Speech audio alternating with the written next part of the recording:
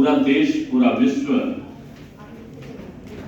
युवा दिवस के रूप में विवेकानंद जी के जन्म दिवस को मना रहा है। बैठ जाइए, आपको जरा डिस्टर्ब नहीं करिए, बैठ जाइए, सभी बैठिए, बैठिए, आगे बैठिए, बीच के बीच बात नहीं करिएगा।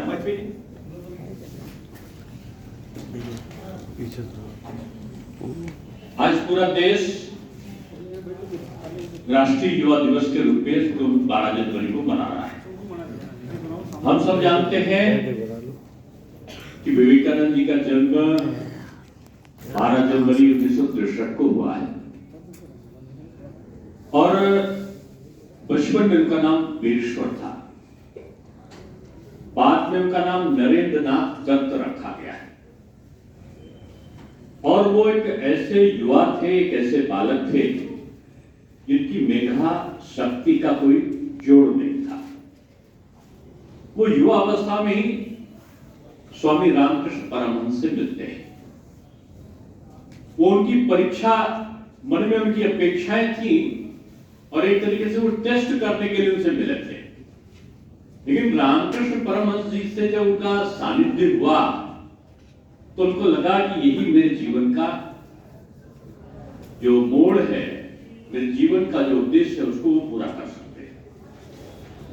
विवेकानंद जी उनके एक सुयोग्य शिष्य बने स्वामी रामकृष्ण परमहंस के, और उसके बाद का जो दौर चला है, स्वामी जी 25 वर्ष की आयु में उन्होंने संन्यास ले लिया और उनका बचपन में उनकी मां का प्रभाव उन पर बहुत पड़ा है।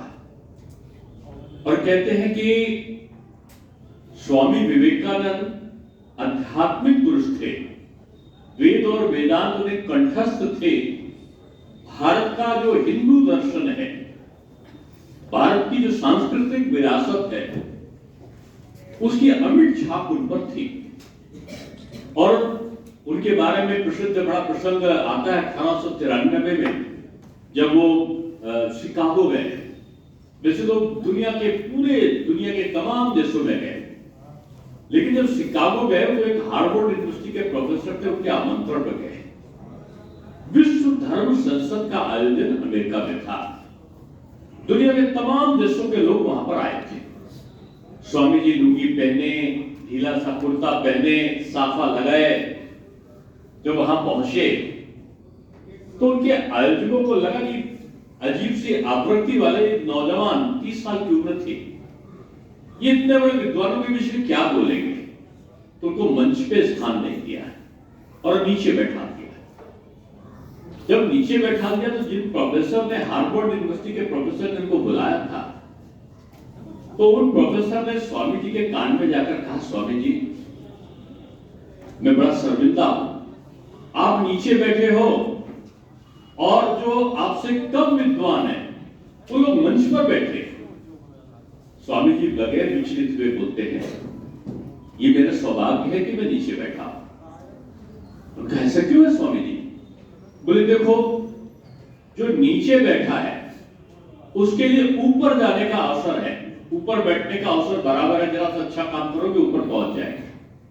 लेकिन जो ऊपर बैठा है, मंच पर उन्होंने इशारा करते हुए बोला कि जरा सा भी गड़बड़ काम करेगा तो उसको नीचे आने में देर नहीं लगेगी। इसलिए नीचे का जो स्थान है वो सर्वोच्च है। यानी स्वामी जी की विद्वता, स्वामी जी का आवरण, स्वामी जी कहते थे कि जितना बड़ा संघर्ष होगा उतनी बड़ी जीत आपकी होगी। यानी छोटे संघर्ष में बड़ी जीत की कल्पना नहीं, जितना बड़ा संघर्ष होगा जीत उतनी बड़ी होगी। इसीलिए वो कहते थे उठो, जागो और साथ में जब तक लक्ष्य की प्राप्त ना कर लो तब तक हम उसके पीछे पड़े रहो। तो ये उनका ये कहना कि उठो, जागो, रुको मत और अनवरत बढ़ते जाओ। स्वामी जी का हर व्यक्तित्व जो था, हर व्यक्ति को ना केवल अचंभित करता है बल्कि प्रेरणा देता है। युवाओं को प्रेरणा इसलिए देता है कि उन्होंने एक बार कहा कि जो धन है, अगर मानो आपके पास धन है तो उसका उपयोग अगर दूसरों की भलाई में करोगे तब तो उसका उपयोग है, लेकिन अगर अगर आप ऐसे रखे रह गए तो धन जो है वो कूड़े की ढेर की तरह है। इसलिए जितनी जल्दी हो सके उससे आपको छुटकारा मिल जाए। धन है तो उसका उपयोग दूसरों के लिए हो, नहीं तो वो धन भी आपके लिए कूड़े के समान है। और वो ये कहते थे कि अमृत तो कैसे प्राप्त किया जाता है। स्वामी विवेकानंद जी कहते थे कि व्यक्ति को अमृत तो प्राप्त करना है तो सांसारिक चीजों को देखते हुए व्याकुल नहीं होना चाहिए। मेरे पास गाड़ी नहीं है, मेरे पास बंगला नहीं है, मेरे पास मकान नहीं है, मैं तो स्कूटर से आ रहा हूं, मैं तो मेरे पास साइकिल है। यानी सांसारिकता का भाव जिसमें दूर होता है वो अमृत की प्राप्ति करता है। और उन्होंने कहा कि जैसा तुम सोचते हो, मानो हम अच्छा सोचते हैं, मैं डॉक्टर बनूंगा, मैं इंजीनियर बनूंगा, मैं देश का कर्णधार बनूंगा, तो उन्होंने कहा कि जैसा तुम सोचते हो वैसे ही बन जाओगे।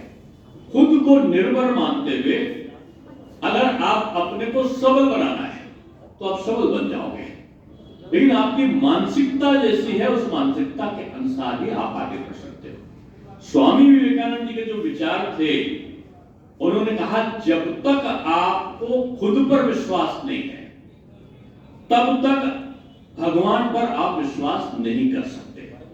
यानी भगवान पर विश्वास करने के लिए सबसे पहले आपको अपने ऊपर विश्वास करना चाहिए। स्वामी